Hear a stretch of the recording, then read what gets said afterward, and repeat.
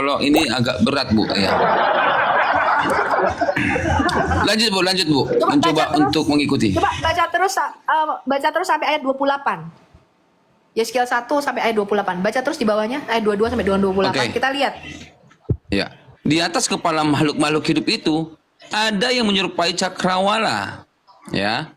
Ada yang menyerupai cakrawala. Sebentar. Yang kelihatan seperti hablur es yang mendahsyatkan terbentang di atas kepala mereka, dan di bawah cakrawala itu sayap mereka dikembangkan lurus, yang satu menyinggung yang lain, dan masing-masing mempunyai sepasang sayap menutupi badan mereka. 24. Kalau mereka berjalan, aku mendengar suara sayap seperti suara air terjun yang menderu, seperti suara yang maha kuasa, seperti kerebutan laskar yang besar. Kalau mereka berhenti, sayapnya dibiarkan terkulai. Maka kedengaranlah suara dari atas cakrawala yang ada di atas kepala mereka. Kalau mereka berhenti, sayapnya dibiarkan terkulai. Di atas cakrawala yang ada di atas kepala mereka ada menyerupai tahta yang kelihatannya seperti permata lazurit. Dan di atas yang menyerupai tahta itu ada yang kelihatan seperti rupa manusia. Lihat Dari ini, yang di tahta ini adalah tahta Allah, betul? ya Bu. Kelihatan seperti rupa manusia. Loh, kok bisa? Coba lanjutin lagi baca. Dari yang menyerupai pinggangnya sampai ke atas, aku lihat seperti suasa mengkilat dan seperti api yang ditudungi sekelilingnya. Dan dari yang menyerupai pinggangnya sampai ke bawah, aku lihat seperti api yang dikelilingi sinar. Seperti busur pelangi yang terlihat pada musim hujan di awan-awan, demikian kelihatan sinar yang mengelilinginya. Begitulah kelihatan gambar kemuliaan Tuhan. Tatkala aku melihatnya, aku sembah sujud, lalu kudengar suara Dia yang berfirman.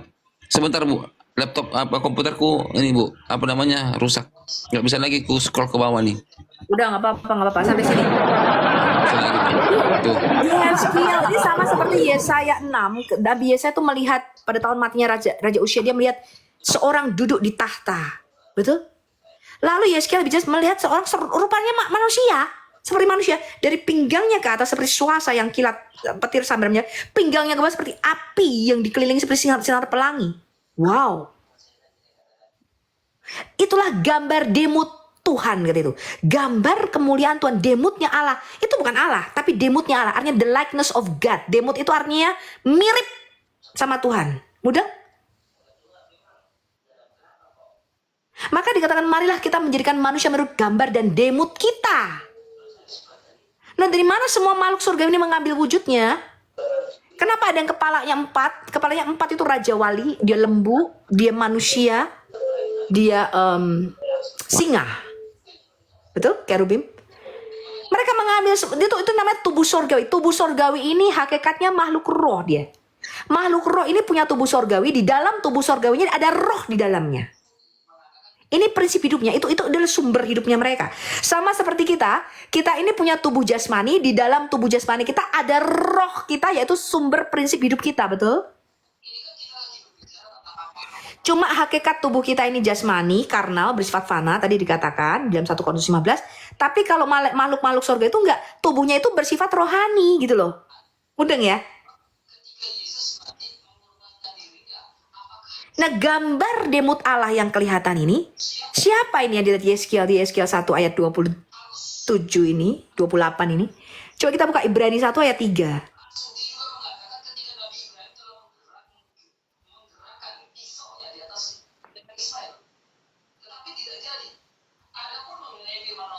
Berapa? Ibrani 1 ayat 3. Oke.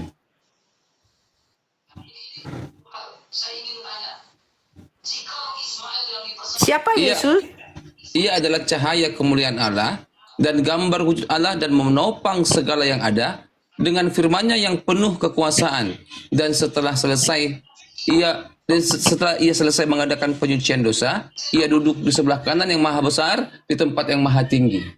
Dikatakan tadi setelah berulang kali dalam berbagai cara, pada zaman dahulu Allah berbicara dengan perantaraan nabi-nabinya, tapi pada zaman sekarang dia bicara dengan perantaraan anaknya yang telah dia tetapkan sebagai yang berhak menerima segala yang ada, betul? Siapa Yesus? Dikatakan dia adalah gambar kemuliaan, cahaya kemuliaan dan gambar wujud Allah yang dilihat Yeskiel tadi loh teman-teman. Mudang. Ya Bu. Ya, yang dilihat Yeskiel tadi.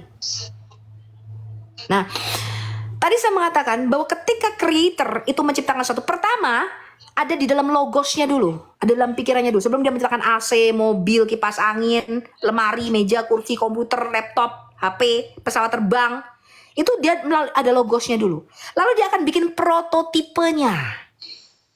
Ya, dia akan bikin desain awalnya.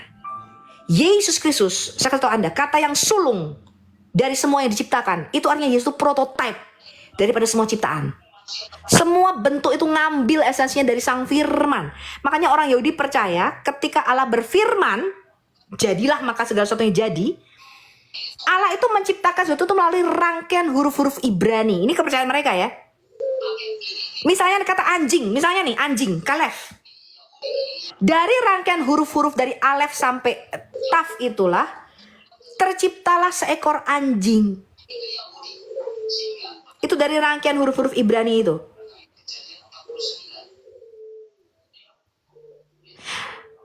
Itulah caranya Allah menciptakan segala sesuatu melalui logosnya dia dengan berfirman. Lalu mengambil rupa seekor anjing itu dari esensinya alef dan taf ini diambil. Nah itu mereka berpikir sampai sejauh itu. Dari rangkaian semua ciptaan yang Anda lihat ini, yang alam semesta ini, bukan lemari, kursi, bukan ya, maksudnya alam semesta ini, itu diciptakan dari rangkaian huruf-huruf Ibrani. Sequence-nya, ya, kombinasi daripada 22 huruf Ibrani itu diciptakanlah alam semesta ini. Nah, lalu ketika tadi saya katakan dia bikin prototipenya dulu, sama seperti ketika dia mau menciptakan manusia, marilah kita menjadikan manusia, menjadikan Adam menurut gambar dan rupa kita. Biarlah mereka, kata Adam itu, ingat ya teman-teman, Adam itu bentuknya jamak atau plural karena berakhiran dengan mem. Artinya bukan satu makhluk yang diciptakan. Melainkan di Kejadian 1 ayat 26 tuh Allah menciptakan satu jenis spesies makhluk baru namanya Adam. Dia menciptakan kemanusiaan, itu simbolnya. Makanya dikatakan bukan biarlah dia, melainkan biarlah mereka berkuasa. Karena itu plural, jamak. Jadi dia menciptakan manusia-manusia begitu loh. Di Kejadian 1 ayat 26. Tapi sebelum diproduksi massal, saya kasih tahu Anda, sebelum dicetak massal, sebelum jadi kamu dan Anda, sebelum kita ini hasil reproduksi benihnya Adam. Siapa yang tahu kita ini hasil reproduksi benihnya Adam? Sebelum dicetak massal, dicetak ulang, diproduksi ulang berkali-kali, maka dia bikin prototipenya dulu. 1 Timotius 2 ayat 13 berkata, yang pertama kali diciptakan Adam, kemudian barulah Hawa. Pertama kali yang keluar yang maskulin dulu, baru yang feminim. Adam yang pertama malah itu prototipenya. Sebelum dicetak massal dia bikin prototipenya. Ya, dia bikin prototipenya. Ada yang mempunyai zakar yang maskulin, yang feminim mempunyai nekebah. 1 Timotius berapa tadi, Bu? Ayat 13. 1 Timotius 2 Ayat 13 kalau nggak salah. Oke.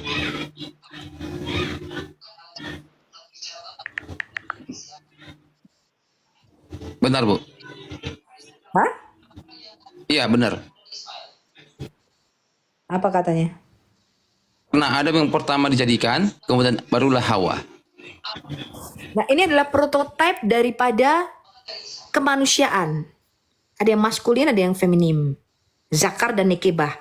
Maka zakar dan nekebah diciptakan mereka. Dia hanya menciptakan dua jenis kelamin, zakar dan nekebah. Nah, setelah prototipenya jadi, dia akan keluarkan manual booknya. Ini pencipta nih ya, saya kasih tau kamu. Saya kasih Anda contoh, remote control. Ketika pencipta remote control ini menciptakan remote TV, itu dia punya purpose, dia kasih purpose, dia punya tujuan, betul? Begitu juga dengan Allah, sebelum dia menciptakan segala sesuatunya, dia juga mempunyai tujuan. Karena itu tujuan Allah menciptakan manusia itu kita mesti ngerti sebagai orang Kristen. Habis ngerti teman-teman? Paham, Bu? Jangan sampai kita abuse atau misuse. Contoh nih, remote TV dipakai buat telepon. Nah, ada orang yang pikun nih ya. Nenek-nenek nih di sini nih. remote TV, dia bilang dia pencet nih angkanya di remote TV tuh, net net net net net net net, lalu dia halo halo halo, lalu dia bilang this phone doesn't work, dia bilang gitu. Lalu aku bilang, Nana, itu remote TV bukan telepon. Kamu telah abuse salah fungsi itu. Fungsinya bukan untuk telepon. Remote TV itu untuk mencet nih loh, TV di apa? Ini channelnya apa, beda-beda. Dipakai buat telepon. Kira-kira bisa nggak remote TV dipakai buat telepon? Saya tanya. Nggak bisa lah, Bu. Hah? Nggak bisa remote di handphone. Emang Islam. Kalau Islam bisa, Bu. Iya. Kan Islam kan diciptakan untuk berdosa. Iya. Iya, itu yang namanya misuse atau abuse, yaitu salah penggunaan, betul? Karena pencipta remote TV ini ketika dia menciptakan remote TV, dia punya purpose, dia punya tujuan tertentu. Gitu lah. Nah, setelah kalau kamu beli produk misalnya, setelah dia bikin prototipenya, lalu dia ciptakan massal, coba buka Kisah Rasul 17 ayat 26. Di 1 Timotius 2 ayat 13 tadi dia bikin prototipenya. Lalu di Kisah Rasul 17 ayat 26 dia produksi massal. Kisah berapa, Bu? Kisah Rasul? Kisah Rasul 17 ayat 26.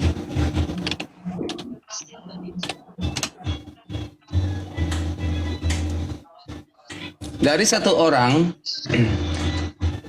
orang saja ia telah menjadikan semua bangsa dan umat manusia untuk mendiami seluruh muka bumi. Aku ulangin ya. Ini dia. Dari satu orang saja ia telah menjadikan semua bangsa dan umat manusia untuk mendiami seluruh muka bumi, dan ia telah menentukan musim-musim bagi mereka dan batas-batas kediaman mereka, supaya mereka mencari dia dan mudah-mudahan menjamah dan menemukan dia walaupun ia tidak jauh dari kita masing-masing. Kisah para Rasul. Stop. Dari satu orang darah saja, Kisah Rasul 17 itu bahasa aslinya bukan satu orang manusia ya. Alkitab ayatnya menerjemahkan satu orang. Bahasa aslinya from one blood. Dari satu DNA. Dari satu benih, dari satu zera, dari satu DNA, darah, blood. Itu bicara DNA manusia. Ya. Dari satu DNA, dari satu blood saja, from one blood. Dia menciptakan semua manusia di muka bumi. Itu namanya reproduksi massal.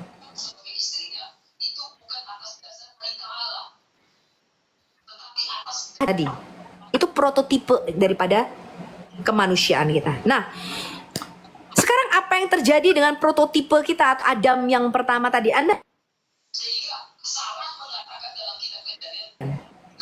Adam yang pertama, coba kita buka Kejadian 5 mulai ayat 1 sampai 3. What happened kepada Adam yang pertama, prototipe nenek moyang kita ini? Apa yang terjadi pada Adam yang pertama ini? Kejadian 5 ayat 1 sampai dengan 3.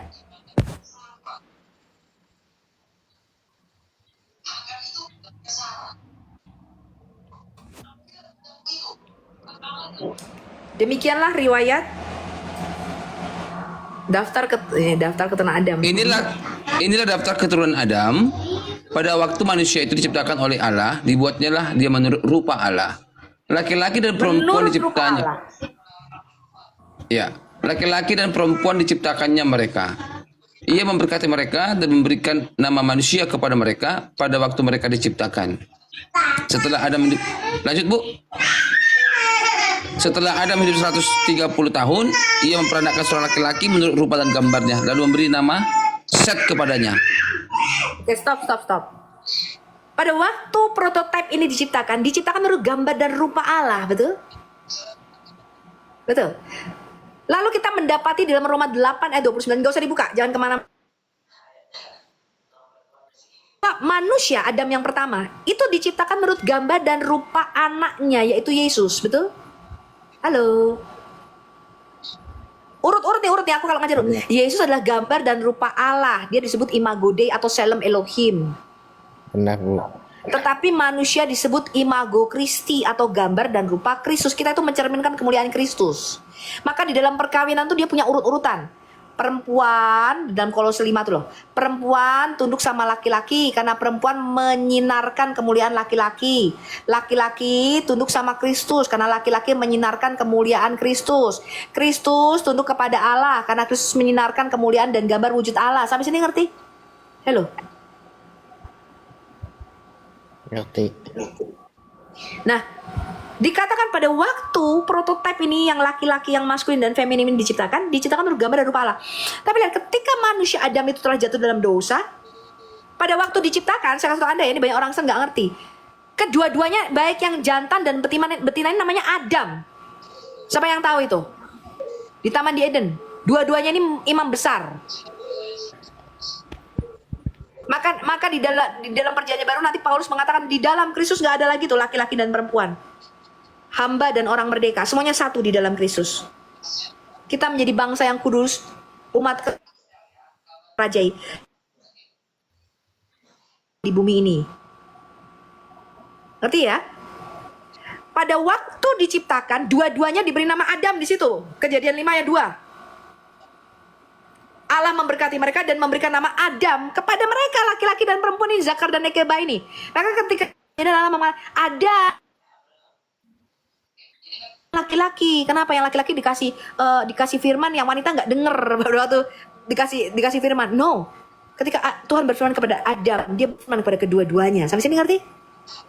Hawa itu Anda baca di Kejadian 3, baru setelah mereka jatuh dalam dosa, yang perempuan melahirkan anak, maka oleh yang laki-laki ini namanya diubah menjadi Hawa. Yang memberi nama Hawa itu adalah yang laki-laki. Namamu sekarang Khafa, artinya ibu dari semua yang hidup. Khafa itu artinya Khafa itu artinya kehidupan. Ngerti enggak itu? Nama Hawa itu loh, Hawa, Khafa, Hawa, If. Itu baru diberikan setelah yang perempuan ini melahirkan anak. Yang memberikan nama siapa? Laki-laki. Karena itu perempuan itu harus tunduk sama laki-laki. Karena yang dia mengambil namanya dari laki-laki. Sampai sini ngerti? Tapi pada waktu diciptakan kedua-duanya namanya Adam gitu loh. Ya. Lalu dikatakan ketika dia berumur 130 tahun dia memperanakkan Set. Karena Kain dan Habel dibunuh Kain. Setelah Adam jatuh dalam dosa, maka hasil reproduksi masalnya ini, spermanya Adam, zeranya Adam, itu nggak lagi menurut gambar dan rupa Allah, tetapi dia memproduksi anak-anak Set dan semua teman-temannya dan kita termasuk kita dari hasil satu darah tadi, ya, dari hasil reproduksi replika DNA-nya Adam tadi, itu kita itu diciptakan bukan lagi menurut gambar dan rupa Allah, tapi menurut gambar dan rupanya Adam. Cetakannya udah rusak nih. Karena prototipenya rusak. Saya kasih tahu Anda, kalau iPhone 14 ini sebelum dia diproduksi massal ada keeroran. Jangan iPhone lah. Mobil. Misalnya Toyota Avanza. Ketika sebelum dia diproduksi massal, Toyota Avanza, Agya, Ayla, apalah itu, dia punya prototipenya dulu. Kalau prototipenya ini salah, nih ada sesuatu yang salah. Misalnya nih, ada airbagnya yang keliru. Maka semua produksi massal ini akan salah semua, ya apa enggak? Saya tanya. Halo? Iya Bu, iya. Bu, iya. Kalau mobil gampang, caranya gimana biasanya? Ditarik balik sama mereka. Biasa sama perusahaan itu buat ditarik balik nih. Kenapa? Ada keeroran ketika dia menciptakan, ketika dia created. Itu salah. Kenapa? Prototipenya error, ada yang error di prototipenya dia. Nah sekarang kalau manusia, Adam prototipenya itu keliru, salah, meleset. Kata Hamartiator yang meleset dari apa Bu Sowi? Meleset dari rencana besar Allah ketika dia menciptakan Adam. Kita ini udah meleset goalnya. Kita tidak lagi menjadi imam, raja dan penguasa di bumi ini. Meleset, jatuh dalam dosa. Kita menjadi budak dosa. Maka Adam ketika pertama kali dia berbuat dosa, kemuliaannya tuh diambil dari Adam. Memang Adam gak pakai baju, tapi dia diselubungi oleh kemuliaan Allah. Maka dikatakan ketika kita jatuh dalam dosa, maka kemuliaan Allah itu hilang dari kita. Adam itu mendapati dirinya telanjang, betul? Betul nggak? Betul. Iya. Kalau Anda lihat film-film, Anda sekali-kali nonton TV, nonton movie ke bioskop. Anda lihat film-film kerajaan itu loh. Kalau suatu kerajaan perang lawan kerajaan lainnya, lalu ada kerajaan yang kalah, maka orang-orang yang kalah ini biasanya dirantai, tangannya dijadikan budak, lalu ditelanjangi, ya apa enggak? Iya. Pakai kolor doang gitu loh. Itu artinya diperbudak. Perbudakan itu artinya you strip off. Kamu tidak punya hak apapun. Harta bendamu akan diambil. Kamu tidak punya hak apapun. Bahkan apapun yang ada dalam tubuhmu itu bukan lagi hak kamu. Kamu akan ditelanjangi. Itu artinya dia kalah perang. Sampai sini ngerti? Kejadian 3 itu bicara peperangan Adam melawan kerajaan kegelapan. Adam yang pertama kalah, saya kasih tahu Anda. Maka Adam yang kedua mengambil alihnya. Di mana? Matius 4 dan Lukas 4. Ya, yang LAI memberikan Anda judul pencobaan iblis oleh Yesus. Lalu muslim tanya, Tuhan kok dicobai iblis kan gitu? Tuh coba lihat tuh, Yesus kan Tuhan katanya digendong sama iblis kan ke padang apa ke hubungan bait Allah atau apa gitu. Karena mereka nggak ngerti prinsip ini, makanya nggak pernah baca kitab Taurat Musa, baca Perjanjian Baru mesti bingung teman-teman, betul?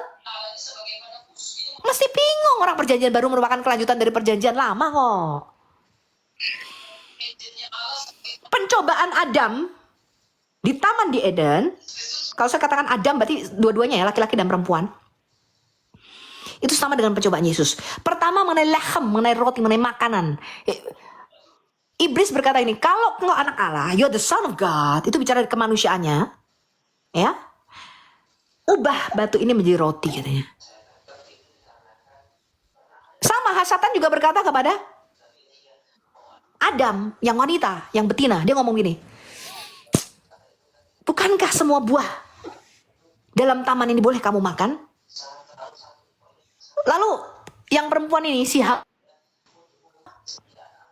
memang semua buah ini, tapi mengenai buah ini pohon pengetahuannya baik dan yang jahat ini yang dijaga kerup pada waktu itu, inilah yang kerup yang memberontak terhadap Allah dalam rupa nakash atau ular. Tapi jangan kamu makan buahnya, jangan juga kamu raba buahnya, sebab kalau kamu makan dan kamu raba, kamu pasti mati. Lalu Satan ini berkata begini nih, enggak, kamu gak akan mati. Tetapi Allah mengetahui bahwa pada waktu kamu memakan buah dari pohon pengetahuan yang baik dan jahat ini, matamu akan terbuka dan kamu akan menjadi sama seperti Allah. Allah di sini bukan pencipta, Bapa, Putra, dan Roh Kudus. Maksudnya para makhluk roh, para Elohim, ya. Beneha Elohim, kamu akan menjadi sama seperti Allah, menjadi sama seperti para Elohim, tahu tentang yang baik dan yang jahat. Maka iblis pun berkata pada Yesus, kalau kamu jatuhkan dirimu dari hubungan bait suci ini, bukankah ada tertulis dalam Mazmur 91 katanya? Iblis juga belajar baca Alkitab loh. Ternyata iblis baca Perjanjian Lama, teman-teman. Iblis baca Alkitab. Dia ngutip Mazmur 91. Ya, Anda baca di Matius 4 dan Lukas 4. Dia berkata begini, bukankah ada tertulis katanya? Dia akan menyuruh malaikatnya untuk menatang kakimu dan kakimu tidak akan terantuk pada batu. Kamu gak akan mati. Kamu bunuh diri aja, kamu jatuhkan dirimu dari bait suci, you will not die. Itu sama seperti di dalam Taman di Eden ketika iblis berkata, Satan ini berkata, no, you will not die, you will certainly not die. Kamu gak akan mati, enggak. Tapi Allah mengetahui bahwa pada waktu kamu dibohongi sama Tuhan, pada waktu kamu dimakan buah, kamu akan mati, enggak. You will not die. Matamu akan terbuka, kamu jadi sama seperti Allah. Maka iblis juga berkata, no, you will not die, kamu kan anak Allah. You're the son of God, kamu kan Allah. Anak Allah itu Allah ya di dalam Alkitab kita. You will not die because you are God. Kamu kan Allah. Kamu gak akan mati gak kalau kamu menjatuhkan diri dari hubungan bait Allah ini. Lalu Yesus berkata, jangan kamu mencobai Tuhan Allahmu. Lah, Hawa mencobai. Dia bilang, Hawa lihat-lihat buahnya kayaknya enak juga nih, menarik untuk dimakan dan memberi pengertian. Pohon pengetahuan yang baik dan yang jahat di dalam Alkitab kita juga disebut the tree of wisdom. Ya, pohon pengetahuan itu juga disebut the tree of wisdom, pohon kebijaksanaan, karena memberi pengertian. Gambaran hukum Taurat, kita tahu tentang yang baik dan yang jahat, the do and the don'ts. Lalu iblis memperlihatkan semua kerajaan di dunia ini dengan segala kemegahan. Dia berkata, kalau engkau anak Allah, sujud kepadaku, maka semua kerajaan di dunia ini, kerajaan manusia di dunia ini, karena semua kerajaan ini, katanya di dalam Lukas 4 ayat 4 sampai dengan 6, telah diberikan kepada aku. I will give it to you. Semua kerajaan I will be given to you. Aku kasih sama kamu. Kamu akan menjadi raja di bumi ini. Gitu ya. Makanya kalau Anda bikin perjanjian sama iblis misalnya, nih ada banyak orang untuk apa? Ketenaran, untuk harta, betul? Persugihan, apalagi tuh. Mengikat perjanjian. I will make you a king in this world. Aku akan jadikan kamu raja loh di bumi ini, penguasa di bumi ini. Kalau kamu sujud menyembah kepada aku. Yesus berkata, no. Hanya kepada Tuhan sajalah engkau harus sujud menyembah. Di situ bukan bicara dia sebagai Allah, dia bicara sebagai manusia, the real Adam, the perfect man, the perfect Adam. Maka Tuhan berkata, ini loh anak gue. ini loh, parafrase saya nih. Ketika Bapa berkata, inilah anakku yang kukasihi, kepadanya lah aku berkenan, dengarkanlah dia. Bapak tuh mau ngomong gini, ini loh anak Allah yang gua mau. Ini loh Adam yang gua mau, manusia yang gua mau tuh yang kayak anak gue kayak begini loh. Dengerin dia, ikuti dia. Sampai sini ngerti teman-teman? Ini loh prototipe daripada manusia baru yang jangan kamu ikuti bapakmu Adam yang pertama, kamu akan mati. Kamu harus lahir kembali, bukan hanya dari zeranya Adam, bukan hanya dari bloodnya Adam. Yang pertama keluar dari mamakmu saja, tapi kamu harus lahir dari benih ilahi, dari sperma theos. Then you will enter the kingdom of God. Kamu akan masuk dalam kerajaan surga kalau kamu lahir dari air dan roh. You must be born again. Kenapa? Karena kalau kamu lahir dari benih Adam doang, yang pertama you will die. Karena prototipenya rusak begitu loh. Mudeng ya. Kayak mobil tadi loh, Toyota Agya, remnya blong. Kalau remnya blong, itu nggak bisa diperbaiki. Dia akan tarik, dia tarik balik semua produksinya Toyota Agya Ayla ini, betul? Dia perbaiki dulu prototipe, baru lagi diproduksi, masa diproduksi ulang lagi. Demikian juga manusia. Prototipe Adam yang kedua di dalam Alkitab kita, siapa yang sulung dari semua yang diciptakan? Prototipenya siapa? Jesus, right? Ya. Maka di dalam Yesus kita adalah manusia baru. Betul? Hola. Amin, betul Bu, Tadi Anda betul. mesti ingat ya. Like the designer of every, our God itu disebut maha designer. Dia tuh designer yang luar biasa. Ya, kita bisa melihat semua handprintnya. Kita bisa melihat jejak sidik jari Allah di dalam semua ciptaan. Itu bicara panjang lebar lagi kalau saya ngomong kayak gitu. Belum nyampe Anda. Ketika sang desainer ini menciptakan sesuatu, selain dia meninggalkan sidik jarinya, dia bisa pakai label, meninggalkan labelnya nih. Contoh, AC ini mereknya apa? Hitachi misalnya begitu. Atau tas mereknya apa? Misalnya tas LV. Dia tinggalin sidik jarinya. Dia punya purpose, dia punya tujuan. Ketika dia menciptakan produk tertentu, itu dia punya purpose. Karena itu ketika Allah menciptakan Adam, dia punya purpose, dia punya tujuan tertentu bagi Adam, bagi kita. Itu yang harus kita ketahui. Yang kedua, kalau Anda beli TV, Anda beli mobil apapun, kamu akan dikasih namanya manual book, betul? Ini loh cara pakai remote TV-nya, ini loh cara pencetannya, tombol powernya di mana, kalau replay, kalau forward, oh caranya begitu. Jangan sampai salah pencet. Ya, Anda beli iPad, Anda pertama kali buka nih, desainnya siapa, ada kartu garantinya di situ, kemudian ini cara pakainya nih. Ya, apa aja aplikasi. You know how to use it supaya kamu tidak misuse. Maka Tuhan juga kasih kita manual booknya. Alkitab itu adalah manual book of life, kitab kehidupan. Yang Tuhan kata adalah pelita bagi kakiku dan terang bagi jalanku. Kalau engkau ikuti manual booknya ini, engkau gak akan salah melangkah, betul? Engkau ikuti manual booknya ini loh, ya. Dia kasih jangan sampai you misuse zakar dan nekebah itu. Maka saya berkali-kali mengatakan zakar itu diciptakan untuk nekebah. Alat kelamin laki-laki dan perkawinan itu diciptakan kudus, yang satu laki-laki dan satu perempuan. Maka nggak bisa zakar sama zakar atau nekebah sama nekebah. You are misuse that. Maka saya berkali-kali saya mengatakan apa, kamu keluar dari manual bookmu ini, kamu akan abuse dia punya produk. Ya, abuse dia punya produk, gitulah. Ya, karena setiap produk diciptakan oleh desainer untuk certain purpose, untuk tujuan tertentu, tidak boleh di abuse. Gitu. Ayam gunanya untuk bertelur, untuk kita masak jadikan opor, jangan disetubui. Sunan At-Tirmizi 1375 itu abuse.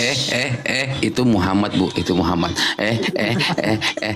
Mana tombol ketawa kini? Gak ketawain tombol-tombolnya. Cek Ya Bu. Kalau kamu di mall itu ada tulisan pintu exit dan pintu masuk, biasanya beda, betul? Jalan Beda tol itu dong. loh, ada yang beda tuh. Kalau pintu exit kamu bikin pintu masuk, kira-kira itu abuse nggak? Habis Bu, terantuk Bu, nanti kejedot Bu. Iya, nanti kepala gede Bu. Nggak bisa.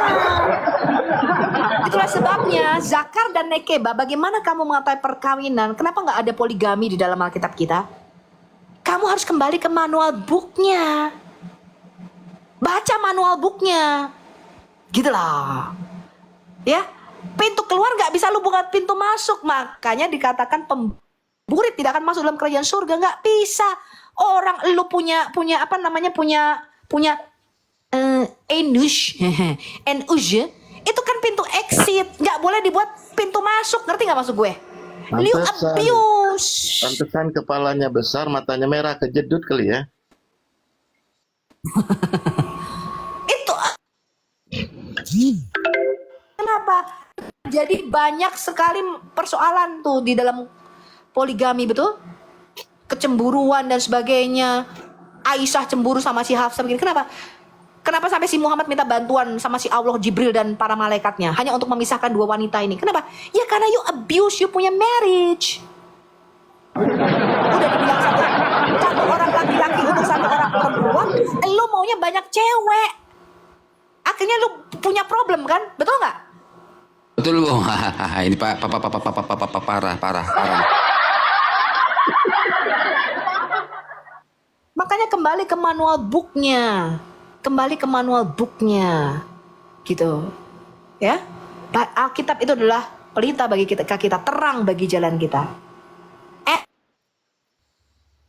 Kembali ke manual booknya. Dalam hal berbisnis sama. Dikatakan lebih baik gua rugi daripada gua nipu. Itu prinsip bisnisnya orang Yahudi. Back to the manual book. Kembali bagaimana caranya. Prinsip-prinsip kekayaan itu diberikan di dalam Alkitab kita. Kamu mau bebas dari hutang, back to the manual booknya. Baca manual booknya. Kan Tuhan kasih kita manual booknya. This is how the way you live. Kan itu kata renungkanlah kitab Taurat ini siang dan malam, supaya kamu tidak dengan hati-hati dan berjalan di dalamnya. Betul? Jangan di abuse. The way it is. Ya, lah itulah artinya kemanusiaan Yesus, dia menjadi prototipe, dia menjadi jangkar daripada manusia baru kita. Karena itu dikatakan kita yang di dalam Kristus, manusia yang lama telah berlalu, yang baru telah datang, kita mengenakan manusia baru, yaitu mengenakan Kristus, betul? Kita semua mencerminkan kemuliaan Kristus dengan muka yang tidak berselubung. Dan Kristus mencerminkan kemuliaan Allah. Maka Yesus berkata, bagaimana mungkin kamu bilang, tunjukkan Bapa itu kepadaku? Kamu lihat aku, kamu kenal Bapa. How come? Karena aku gambar Allah yang kelihatan. Aku Immanuel, Allahmu yang kelihatan, Bapa Allahmu yang roh. Gimana bisa tunjukin orang dia roh? Aku datang untuk menyatakan Bapa itu kepadamu. Maka dikatakan dialah yang mengeksegezomai. Eksegezomai itu dari kata eksegesis.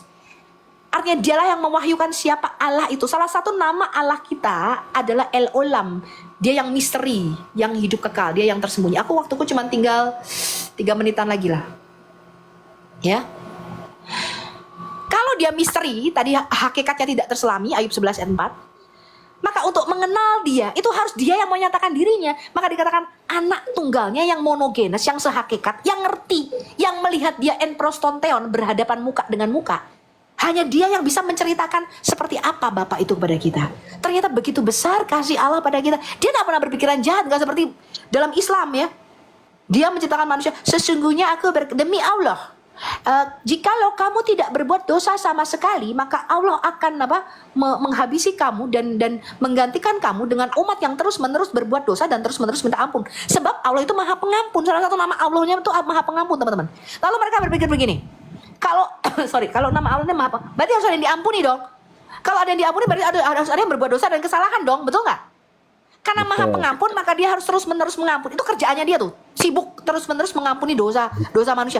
Maka manusia harus terus-menerus berbuat dosa dan kesalahan supaya terus-menerus minta ampun. Itu that's the way they think, that's the way they wired, right? Bener Bu, saya pernah diajarin tuh sama salah satu apologet Islam itu juga. Nah bener. Sofiatul itu pasti betul, karena Sofiatul artinya mantap betul. Kalau Sofiatul sampai salah, saya bacaan ganti nama jadi Zulkifli. Betul? Iya. Saya ganti nama jadi Zuma. Oke, aku mau siap-siap dulu, lanjutin dulu ya. Ibu Ines lanjutin, Ibu Ines. Beli Nef, lanjutin. Ini coba nih, yang ditujukan CP di sini. Ini abuse, artinya Islam itu tidak tahu the purpose ketika Tuhan menciptakan Adam, ya apa enggak? Coba Anda tanya sama Muslim tuh. Apa tujuan Allah menciptakan kamu? Tidaklah aku menjadikan manusia dan jin kecuali untuk menyembahku. Pasti itu jawabannya. Paling banter cuma untuk menjadikan manusia kafilah di bumi ini. Ketika saya ngomong gitu ya, kenapa? Karena Muslim itu jawabannya seragam. Kenapa? Otaknya udah dicuci mereka. Betul nggak? Itu sama kayak dulu kalau Anda SD, satu kelas disuruh gambar pemandangan. Saya kata, anak-anak hari ini kita gambar pemandangan ya. Satu kelas gambarnya sama, 2 buah gunung, tengah-tengahnya sawah, ada burungnya, ada mataharinya. Cuit, betul nggak? Satu kelas gambarnya sama tuh. Lo nggak percaya Anda? Karena di dokter sama gurunya begitu. Kalau gambar pemandangan itu ya gambar 2 buah gunung, ada sawahnya, ada jalannya di tengah, tengah-tengahnya matahari, ada burung-burungan, ada awannya dikit, betul? Betul, Itu di betul. brainwash, Ya. makanya jawabannya sama mereka. Nggak bisa berpikir, they never think. Karena ustadznya ngomong begitu, dari mana Anda tahu Anda harus sunat? Yesus kan sujud, Bu Shopee. Yesus kan, pokoknya apapun kata Zulkifler, nanti mereka tanya di komal kita, pertanyaannya adalah pertanyaan Zulkifler, ya apa enggak? Iya. Prototype ya. Prototype dari Nabiullah. Iya. Pokoknya komando. Saya kasih tahu Anda nih, komando dari api apa? Misalnya, ya tanya sama orang itu YSKL 23, Oholan dan Oholiba, susunya dijamah-jamah, apa payudaranya ditanyain sama orang kita. Nanti semua mesti masuk komal kita. Jawabannya itu. Nanti kalau nggak tai sapi menghapus dosa, itu ada di dalam kitab Imam tai sapi. Itu musiman. Nanti semua muslim masuk komal kita. Pertanyaannya sama tai sapi menghapus dosa, ya apa enggak? Iya Bu, kalau pertanyaan CP sama Islam beda-beda Bu, tergantung IQ-nya Bu. Ya. Nggak pernah pertanyaan saya itu aja, beda-beda pertanyaan saya. Silakan Bu. Iya, udah waktuku udah habis, ya. Intinya adalah karena di brainwash, they never think. Mereka tidak pernah biasa berpikir kritis, tidak pernah diajar bertanya. Kenapa? Karena bertanya itu adalah suatu apa di dalam kalau apalagi sekolah kurikulum Indonesia. Kalau tanya itu dianggap goblok dan dianggap apa memberontak terhadap gurunya, sok pinter gitu loh. Ya, itu beda pendidikan. Ada pendidikan Barat, ya di Finlandia, di Amerika dan sebagainya. Itu anaknya diajak bertanya, mereka boleh bertanya apapun, bebas. Ya, bahkan kalau Anda belajar di sekolahnya orang Yahudi, muridnya tuh diajak berpikir, ditanya gini, kenapa manusia berjalannya tegak, sedangkan binatang jalannya horizontal? Kenapa manusia jalannya vertikal? Pikir pakai otak lu, apa jawabannya? Mampus deh lu. Disuruh mikir otaknya, mudeng. Ada jawabannya teman-teman. Gitu loh maksud saya, ya. Kenapa muslim jawabannya seragam? Kenapa saya selama 6 tahun berdialog sama saya bisa taruhan? Jawabannya seragam. Apa itu Injil? Kitab yang diberikan kepada Dede Ishak ketika dia masih bayi. Betul Berikan. Iya Bu, Abdul itu Bu, Abdul. Ya. Jawabannya nggak mungkin di luar itu. Yang mereka bilang Injil artinya kabar baik. Itu sudah terkontaminasi sama Kristen, sama Oten, betul? Iya dong. Bahkan sekarang mereka sudah terdiagnosa ikut-ikut free will Bu sekarang.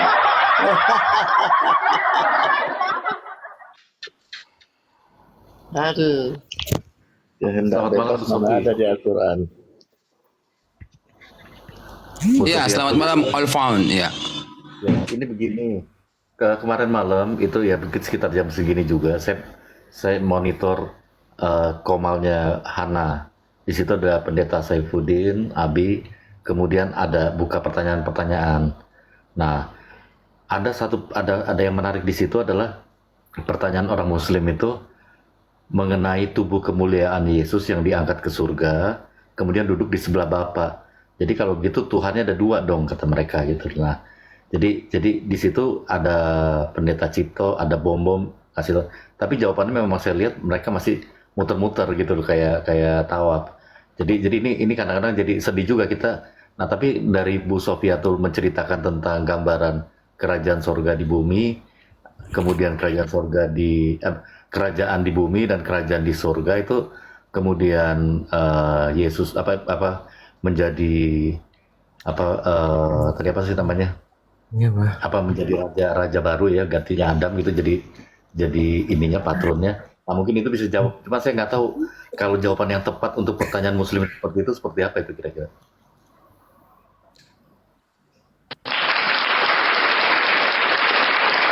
Ya, silakan Ibu Sofi. Kenapa? Tubuh surgawi. Bukan, ketika Tuhan Yesus naik ke surga, duduk di sebelah kanan Allah Bapa, itu orang Muslim mengatakan itu ada dua Allah gitu. Silakan Ibu Sofi. Bagaimana tanggapan Ibu Sofi? Ya itu makanya saya bilang, duduk di sebelah kanan, kebanyakan orang Kristen Trinitas itu bicara itu adalah kebagaimanaan Allah. Itu bicara Trinitas. Enggak. Duduk di sebelah kanan tuh enggak bicara Trinitas. Itu enggak bisa disemakan tadi. Semakan Trinitas itu bicara Allah dalam ontologinya. Ya, sebelum firman berinkarnasi menjadi manusia. Duduk di sebelah kanan Allah itu bicara rencana Allah ketika menciptakan Adam. Allah menciptakan manusia itu untuk memerintah bersama dia duduk di sebelah kanannya. Sampai sini ngerti? Ya, haleluya. Itu artinya. Ya. Nangkap Bu, Bukan nangkap. bicara Trinitas. Makanya Anda hanya bisa melihat frase naiklah Yesus di atas awan Allah duduk di sebelah kanan Allah Bapa. Di dalam Kisah Rasul 17, Kisah Rasul 7 ketika Stefanus mati, dikatakan aku melihat Yesus berdiri di sebelah kanan Allah. Duduk di sebelah kanan itu baru ada ketika Yesus punya kodrat manusia, sebelumnya nggak ada. Anda lihat di perjanjian lama nggak ada yang duduk di sebelah kanan Allah, betul? Nggak ada Bu, benar. Kenapa? Karena imam besarnya nggak ada kita. Duduk sebelah kanan itu bicara dia sebagai imam besar kita. Amin. Tapi nggak ada yang di kanan di kiri. Anda coba baca Wahyu 3 ayat 21. Ini bicara the original plan of God ketika dia menciptakan Adam. Wahyu 3 ayat 21.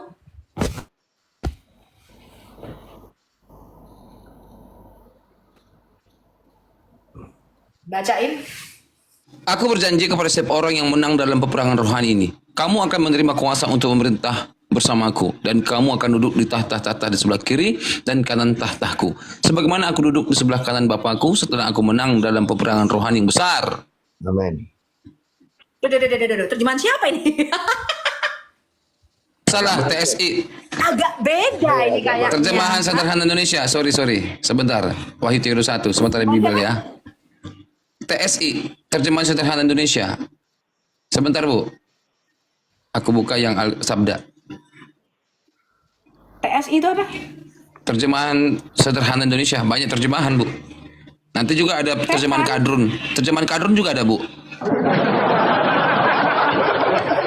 Barang siapa menang, ia akan kududukan bersama-sama dengan aku di atas tahtaku, sebagaimana aku telah menang dan duduk bersama-sama dengan Bapakku di atas tahtanya. Amin. Ini arti kata duduk sebelah kanan Allah, Pak. Jadi Yesus itu menjadi Adam, menjadi pengantara kita. Dia duduk, dia mengembalikan posisi Adam. Sejak semula penciptaannya. Sejak semula, ya. Artinya memerintah bersama Allah. Allah memerintah di surga, Mazmur 115 dan 16.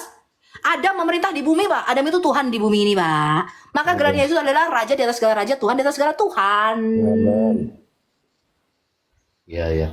Jadi memang Coba ulangin Bu jawabannya Bu. Soalnya di bawah ini apa sih orang mudeng katanya. Ulangin Bu, coba Bu. Ulangin terus, lemot sekali sekalian ini. Ya, yang typing Bu di bawah, coba Bu ulangin sekali lagi Bu, yuk.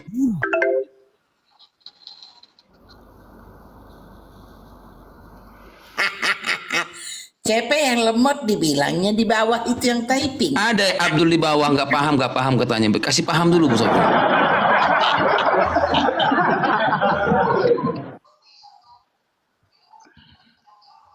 Gak paham, tapi aku udah mau pergi. Gak bisa sekarang aku jelasin banyak. 2 menit Bu, 2 menit. Gak bisa, aku lagi mau. 2 menit Bu, 2 menit. Diwakili Ibu Ina. Coba Bu, 2 menit Bu. Saya kasih kesimpulan. Ya, silakan Pak Alvan. Boleh. Jadi pertama pertanyaan itu ingin menabrakkan konsep Tritunggal itu dengan jadi setelah pengangkatan Yesus dengan tubuh kemuliaannya duduk di sebelah kanan Allah Bapa itu seolah-olah jadi Tritunggal itu ditabrakkan dengan adanya dua Tuhan. Ya, tapi konsep Tritunggal yang tadi Bu Sophia tuh jelaskan itu cakep sekali. Karena gini loh, orang Kristen Trinitas sendiri sering menggambarkan gini, itu yang sebelah, Betul, itu orang Kristen setuju. nanya saya nih, Nah, dan tuh Bu, berarti yang itu mereka- rambutnya putih, yang rambutnya putih, Bapak sebelah kiri. Loh, kalau sebelah kiri berarti ada sebelah kanan dong Bu. Yang nggak gondrong sebelah kanan. Tengah-tengahnya duduk di tengah siapa ya Bu? Gitu loh pertanyaannya. Lalu orang Kristen Trinitas menggambarkan, oh tengahnya burung merpati. Loh, berarti salah satu daripada Tuhanmu burung. Mungkin tanya begitu. Karena apa? Ya, Itu bukan betul. Itu nanti Trinitas, itu jawabannya, bicara ya. the original plan of God. Ya, duduk itu bicara Betul, dia sebagai kalau Adam, maka dikatakan anak manusia. Kamu baca Daniel 7 ayat 9 sampai dengan 14. Dikatakan ketika dia Yesus punya kodrat manusia, dia naik di atas awan, dia duduk di sebelah kanan Allah, kepadanya diberikan segala kuasa, kemuliaan dan hormat, dan semua raja-raja di bumi itu akan tunduk mengabdi kepadanya. Itu bicara dia mengambil alih kembali kuasa Adam di bumi ini. Ya, kalau Adam dengan itu raja konsep- besar konsep kita itu yang masuk, pertama. betul ya. Ya, konsep ini sebetulnya masuk. Jadi walaupun Tritunggal itu walaupun sebelum Yesus itu lahir secara manusiawinya, dan setelah Yesus diangkat Tritunggal itu ya tetap Tritunggal. Tapi memang betul ada dua pribadi yang akan menjadi Adam baru gitu ya, untuk di bumi yang baru, Yerusalem baru, langit baru itu ya. Ya, secara kebetulan Mesias kita juga punya kodrat Allah itu sendiri. Ya, Iya, kalau Anda iya. baca di Daniel 7 ayat 9 sampai 14 dikatakan ada seorang yang rambutnya putih. Nah, Lanjut ini- usia itu bicara makhluk ilahi. Ya. Nah, ini yang Kemudian seorang sama. serupa anak manusia, lalu mereka bicara Tuhan bukan. Di Wahyu 1 itu dikatakan, aku melihat seorang serupa anak manusia, itu Rasul Yohanes melihat Yesus di Pulau Patmos dan rambutnya putih. Betul? Rambutnya Yesus putih di situ, betul? Iya, Bu. Itu bicara kodrat keilahian dan kemanusiaan dia sekarang menjadi satu di dalam dirinya. Gitu loh, ya.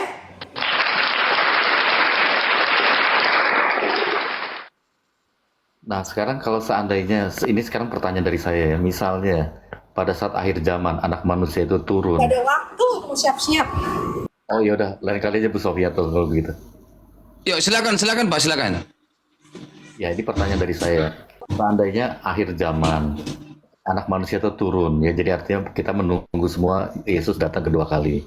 Nah, apakah dia turun dengan tubuh yang pada saat yang sama dengan yang diangkat atau beda? Yes, dengan tubuh yang sama, Pak. Dengan tubuh yang sama, dia stuck dalam kodrat manusianya selamanya. Oke, jadi walaupun posisi tubuh kemuliaannya itu duduk di sebelah kanan Allah Bapa, ketritunggalan itu tetap ya menyatu dalam Allah itu sendiri ya, nggak keluar apa? Iya, sekarang justru dia malah menampakkan. Anda baca di Pulau Patmos tuh, suaranya seperti deru air bah. Ya. Dari mulut Yesus keluar pedang.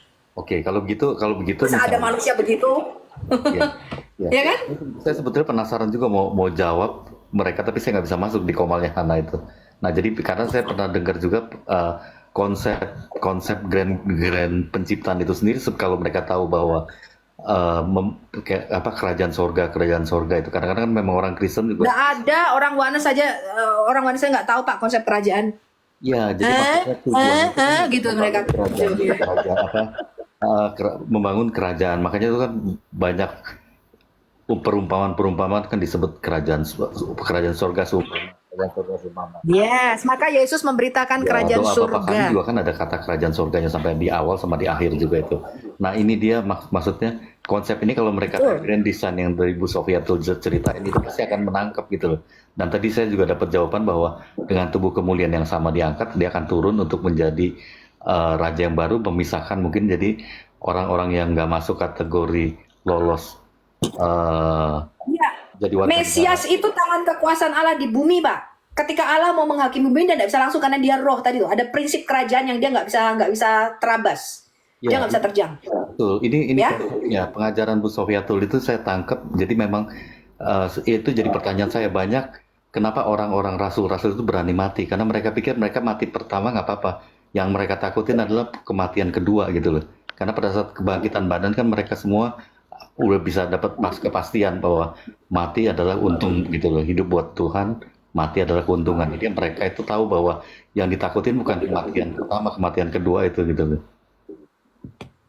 Ya, intinya dia ya, coba CP terakhir ya. Aku habis ini sudah waktu gua banyak, menit 10 menit lagi. Wahyu 5 ayat 9 sampai dengan 10 bacakan dulu kita. Wahyu 5 ini bicara bahasa kerajaan. Itu Rasul Yohanes melihat satu kitab yang ditulisi depan Ayat? dan belakangnya.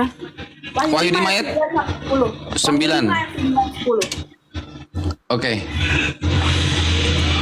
Iya. Dan mereka menyanyikan suatu nyanyian baru, katanya. Engkau layak menerima gulungan kitab itu dan membuka materai-materainya. Karena engkau telah disembelih dan dengan darahmu engkau telah membeli mereka bagi Allah dari tiap-tiap suku dan bahasa dan kaum bangsa. Lanjut. Dan engkau telah membuat mereka menjadi suatu kerajaan dan menjadi imam-imam bagi Allah kita, dan mereka akan memerintah sebagai raja di bumi. Nah, ada banyak orang Kristen salah berpikir ketika penebusan Yesus tuh untuk menebus kita dari dosa, kemudian membawa kita dari neraka ke surga, betul? Iya. Betul nggak? Ya. Enggak, Yesus tidak dia tidak datang untuk membawa kita ke surga. Maka dikatakan di dalam Lukas 1 ayat 32 sampai dengan 33, malaikat Gabriel itu berkata kepada Maria begini. Engkau akan mengandung dan melahirkan seorang anak, dan engkau harus menamai dia Yesus. Dia akan disebut yang kudus dari Allah, anak Allah yang Maha Tinggi. Dan Allah akan mengaruniakan kepadanya sebagai Mesias nih. Yesus itu lahir sebagai Mesias. Ini dinantikan orang Israel. Mengaruniakan kepadanya tahta Daud, bapa leluhurnya, supaya dia memerintah atas kaum keturunan Yakub sampai selama-lamanya. Ini adalah di Daniel 2 yang patung yang dilihat Nebukadnezar tuh loh. Ya, Anda ya. baca Daniel 2 nggak? Nebukadnezar melihat patung, kepalanya dari emas, dadanya dari perak, pinggangnya dari tembaga, ininya dari besi. Kerajaan di dunia ya, itu Itu kerajaan di dunia, dan dikatakan ada seungkit batu yang terukit lepas tanpa perbuatan tangan manusia, dan batu itu menjadi gunung yang besar. Itu disebut kerajaan Mesias di bumi ini, betul? Betul. Yesus datang itu nggak membawa manusia ke surga, dia datang membawa surga turun ke bumi. Ya, ya, Dia ya. datang untuk mengembalikan pemerintahan otoritas surga di bumi. Betul. Kalau ini saya dengan konsep syahadatnya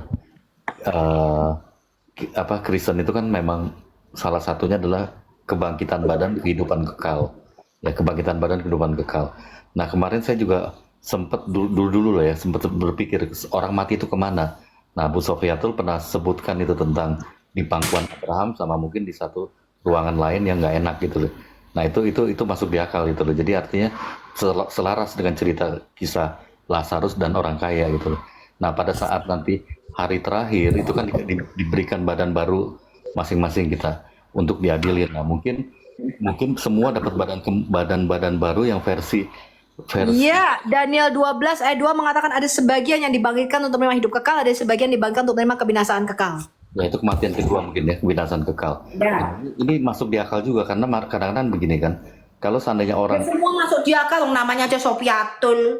ya, maksud saya begini, kita dari kecil nih mungkin nggak tahu kita apa Kristen nyontek Islam atau Islam nyontek Kristen, itu kan konsepnya surga neraka itu, di neraka itu kan disiksa luar biasa ya, mungkin dibakar atau disate gitu loh.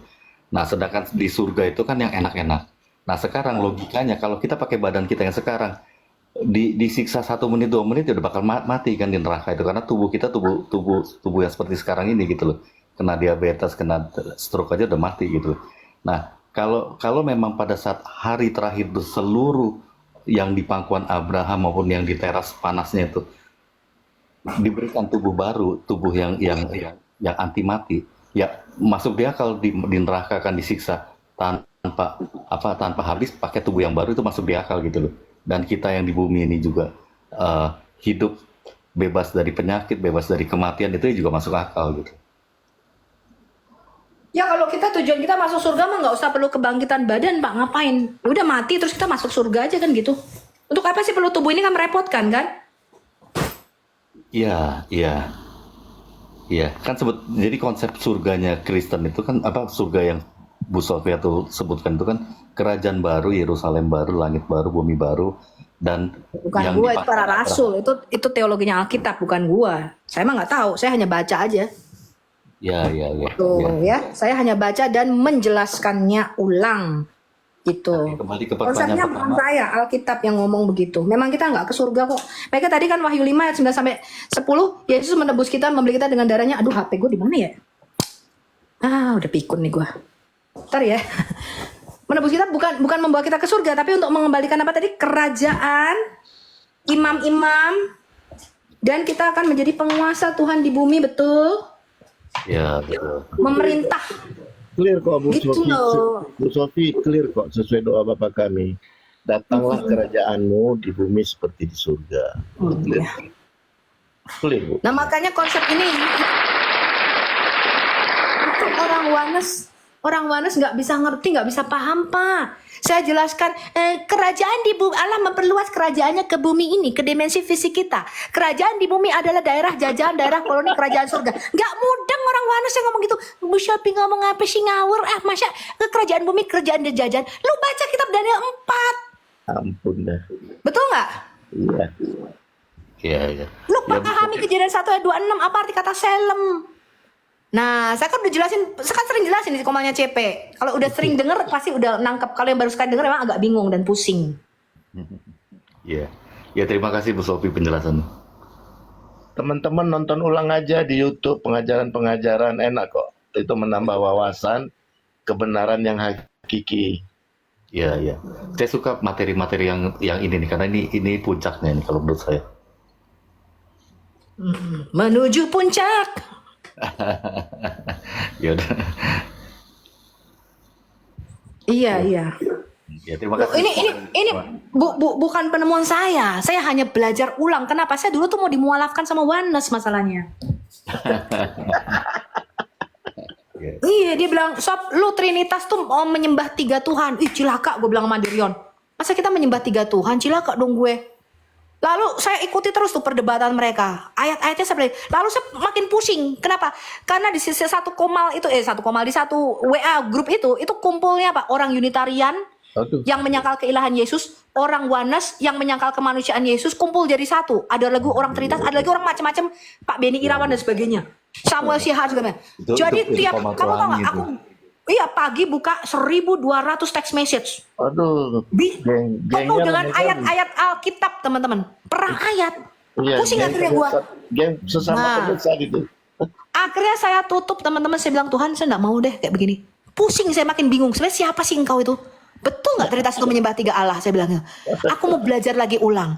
Akhirnya saya buka ulang, Pak. Apa sih artinya pada mulanya Allah menciptakan langit dan bumi?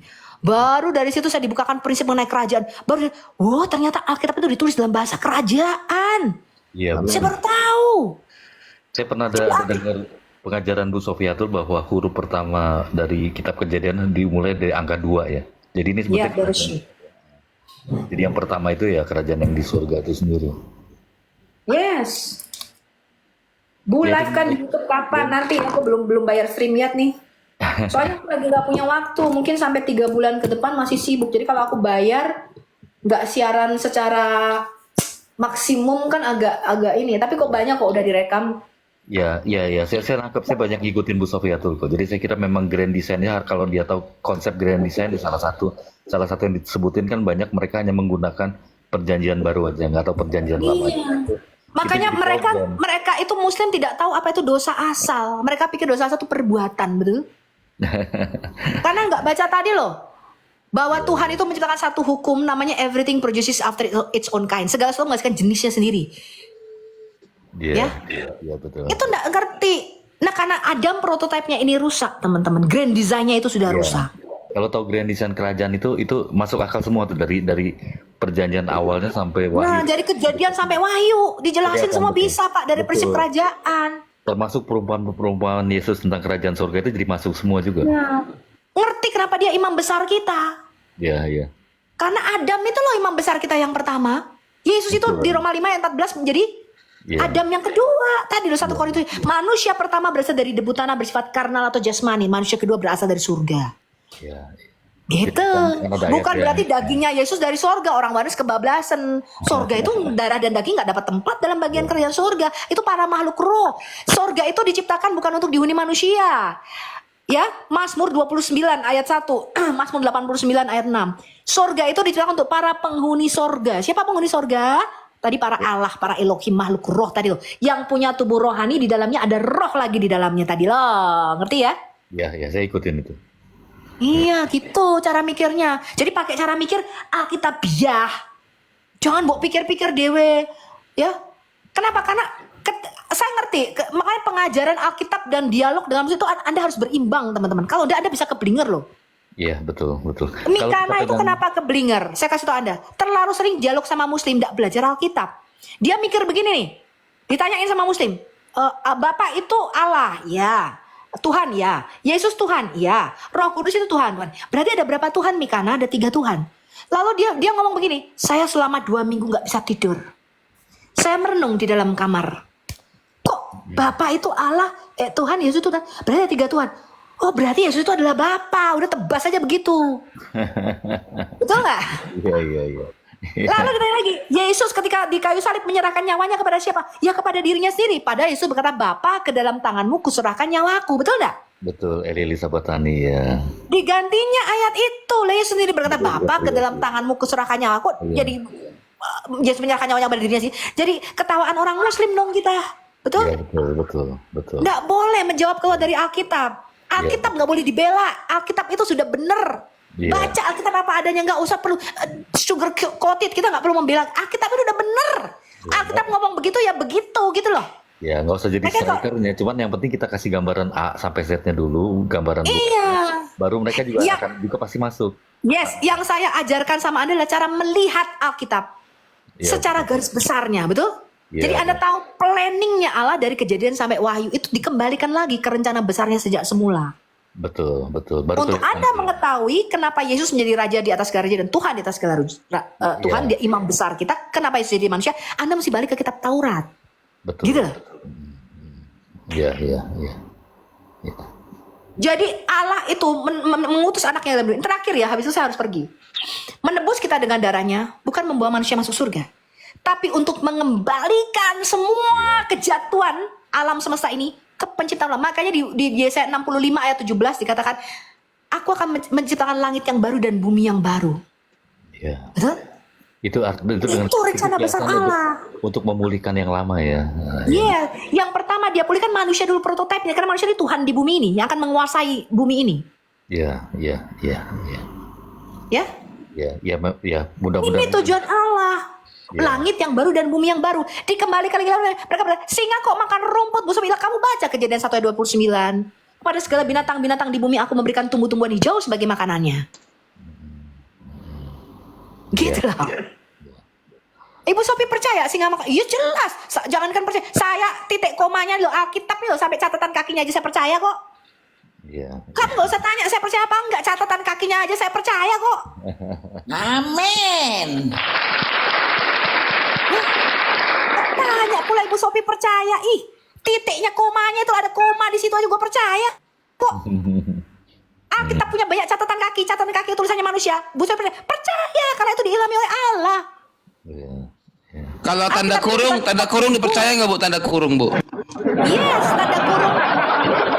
Tanda kurung kita di dalam Alkitab itu beda dengan Quran. Kalau Quran itu penafsiran, betul? Yoyoy. Kalau tanda kurung di dalam Alkitab itu bukan penafsiran. Itu artinya beberapa manuskrip ada, di beberapa manuskrip yang lebih tua nggak ada. Ya, contoh dalam doa Bapa kami, kata-kata terakhirnya kerajaan surga sampai selama-lamanya itu, Iya Bu. itu manuskrip Vatikanus itu nggak ada, tapi di beberapa manuskrip lainnya ada, gitu loh maksudnya. Iya paham saya. Betul Maksud ya? saya di RT Bukan 6 penafsiran, Bu. Alkitab. Jadi melengkapi, istilahnya melengkapi dari ada Yes, iya. Manuskrip yang tidak ada iya benar. Nah tapi kalau di Al-Kurung beda lagi Pak ceritanya. Nah. itu Ya, kitab diarahin Al-Qur'an beda lagi. Kitab itu Quran itu. Al-Qur'an itu penafsirannya dimasukin. Karena kata-katanya kalau diterjemahkan jadi aneh. Gitu loh. Al-Qur'an ya kalau diterjemahkan diterlek. Itu amburadul dan kacau dan aneh kata-katanya. Oh kacau sekali Bu, kacau aja Bu, kacau. Aku aja yang cerdas jadi tiba-tiba bingung saya, puyeng harus minum panadol. Indonesia ada panadol, minum panadol, Makanya satu pak. mereka hampir nggak pernah ngerti terjemahnya. Pokoknya bisa baca bahasa Arabnya aja. Kenapa? karena Kalau mereka kamu ngerti memang- terjemahannya, kamu kan bingung. Ini ngomong siapa kepada siapa nih? Betul nggak? Siapa bicara kepada siapa? Maksudnya apa? Bingung Al-Quran. Oke, aku sudah harus pergi. Aku pantau dari bawah ya. Aku pindah ke HP. God bless you teman-teman. Belum puas aja. Terima kasih. Iya.